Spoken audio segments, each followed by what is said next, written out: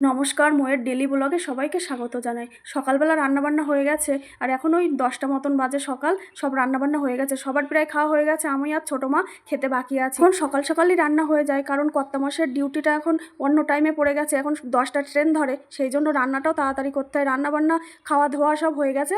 এই যে চড়ক পুজো চলে এসছে না, এখন তো একটু ঘর বাড়ি একটু পরিষ্কার করতে হবে, কারণ এই চড়ক পুজোটা না যেখানে হয় আগে ওখানেই আমরা থাকতাম, তাই আগের থেকে একটা অভ্যাস যে চড়ক পুজোর সময় আমাদের এই ঘরদোর পরিষ্কার করা, একদম মানে দুর্গা পুজোর মতন যা কিছু আছে সব কাচাকুচি পরিষ্কার করা। কি বলতো, এই চড়ক পুজোটা না একদম আমাদের নিজেদের মতন লাগে, কারণ যেখানে চড়ক পুজোটা হয় একদম ওর উপরে আমাদের বাড়ি ছিল।